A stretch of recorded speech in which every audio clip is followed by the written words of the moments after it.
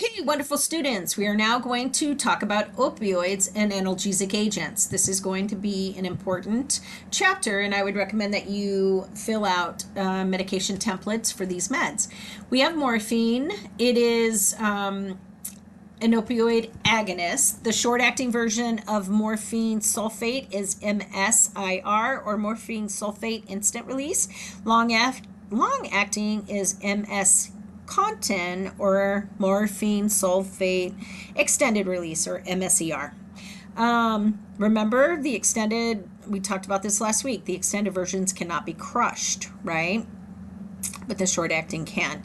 We have oxycodone in the opioid agonist version. Again, short acting version is oxy IR, long acting is oxy ER.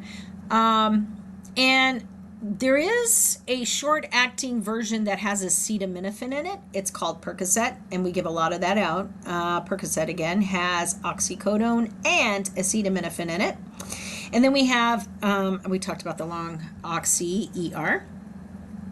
Please know you do not substitute an immediate release for an extended release. They are not the same chemically. They work very different in the body, and therefore you cannot, same thing, you really should not, you cannot substitute Percocet for oxycodone itself, right? Because Percocet has acetaminophen, which is a medication. Irregardless, it's over the counter. If you're at a facility or you're a nurse, you have to have a prescriber give you an order, even for over the counter meds, okay? So don't substitute them. Another opioid agonist, hydromorphone. Hydromorphone is for severe pain, typically related to cancer or sickle cell disease. It is 7 to 10 times more potent than morphine. Hydromorphone is 7 to 10 times more potent than morphine. And it's important to note that there is no long-acting version of hydromorphone here in the United States, okay? Fentanyl is also an opioid agonist. It's also for severe pain. We use it, again, for cancer and sickle cell patients, as well as for procedural sedation. A lot. We use all of these meds for a lot of things. Fentanyl is 100 times more potent than morphine, and we dose it in micrograms instead of milligrams, okay? And again, it's injectable, patch, pill, you name it. Opioid agonists acts on the opioid receptor sites in the central nervous system, and they act on them by providing a sedative, analgesic, and an overall sense of well-being, right? It's really uplifting. We give it for severe acute pain, severe chronic pain. We give it for analgesic methods during the OR, right? And they do cross the placenta, which of course will come into play when you're pregnant or giving it, pregnant mothers, right? Opioid pharmacokinetics. It is available in oral and injectable forms. Don't mix morphine with other injectable meds. Please pull them up in different syringes and administer them differently. And if you are going to combine them, you better be very careful and make sure that the meds are compatible. It's important to note that oxycodone is only available in oral form, and oxycodone with acetaminophen can be very hepatotoxic in very large doses, so be very, very careful. And it's important to note, because of intracranial pressure, these meds are contraindicated in significant brain injuries, okay? Because they do cause elevation in the ICP, or intracranial pressure, right?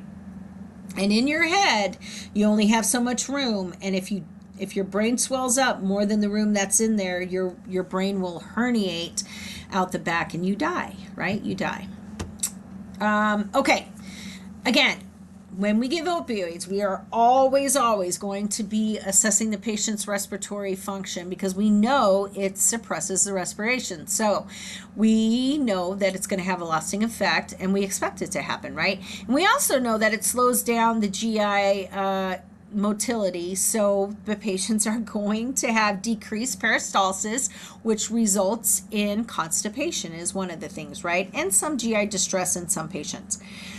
Some adverse reactions that could happen, this is extremely rare, but it can cause apnea in some patients. That's why we're regulating and monitoring the respiratory status. It has also caused psychosis in a very small percentage of patients.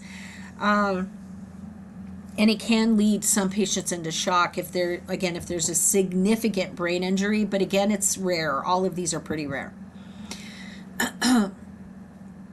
Opioid agonist side effects include orthostatic hypotension, constipation, biliary spasms. So we're going to do these educations when we're doing all of our educations about our pain meds to our patients. They do have drug-to-drug interactions, so we got to watch them very closely for any other meds that suppress the CNS, the central nervous system. So that includes benzodiazepines, right? So medications for anxieties, all kinds of things. So when you're setting up your template, make sure you're including those drug-to-drug interactions, especially for meds that we give all the time, right?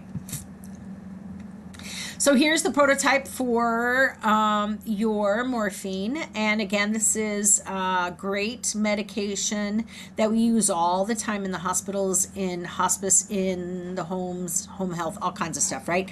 And again, it's to relieve moderate to severe pain, acute or chronic.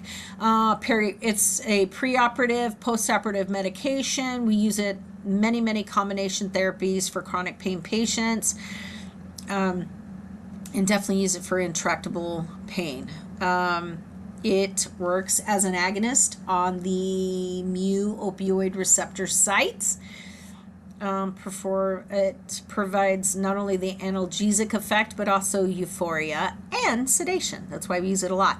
I would have you don't need to memorize the onset, peak, and duration, but you should know based on if you give something IV versus oral, it would take IV a few minutes versus oral a half an hour, for 15 minutes to 30 minutes for the meds to start to work, right? If you take those routes. Have that idea. And also know, you should though, on each of the meds, know that about how long the peak is, so that especially just the two routes for IV and peak, because you want to be able to come back in and see whether or not it was effective, right? And then of course adverse effects, you want to write those down as well on your template, your medication template. Okay, you always want to know what the antagonist is of each medication so that you have it ready in your head to administer if something bad was to happen with your patient, right? And so for this opioid antagonist, we would use Narcan or naloxone. It literally reverses the adverse effects of the narcotics by knocking off the opioid on the receptor sites, right? And therefore, it will allow a patient not to die from it, right? Hopefully, if we catch it in time. So again, it has a stronger affinity to the opioid receptor sites than the pain med itself, right? But what's cool about it is it doesn't activate the receptor site. All it does is it kicks off the pain med from that site. And therefore, it will literally reverse the effects of the opioids, right? When do we use opioid antagonists? When we want to reverse the effects of the narcotics working too strong or adversely, or we need to treat alcoholic dependence or narcotic dependence as well. So you can give it sub-Q, IM, IV, or orally. And there really aren't any indications, but I will tell you that when you give a patient who's like an addict, like let's say, for example, a heroin addict, naloxone, be ready for them to come out. They're brought immediately out and quickly out of their high.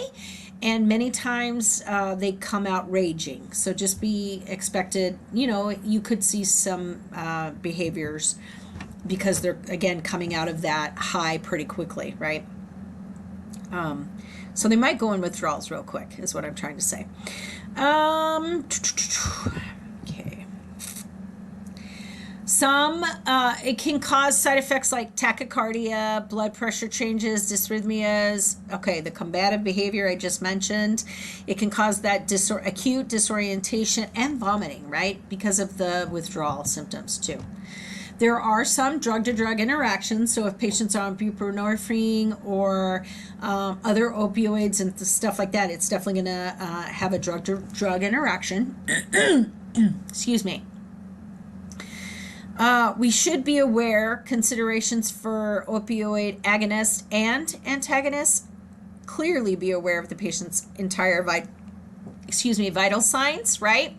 Blood pressure, heart rate, respiratory rate, neurostatus, all of that, cardiac output, their flex, their muscle spasms, flexes, affect, all of their pupil size. Definitely want to look at pupil size, right? Bowels, listen to the bowels. We want to make sure that they are still having bowel sounds in all four quadrants and that the bowels aren't distended, right? We want to look at liver and renal function tests to ensure that they have proficient and sufficient perfusion of their organs to be able to break down and get rid of these meds, those kinds of things, right? There's the prototype for naloxone. All right, this is the end of this part.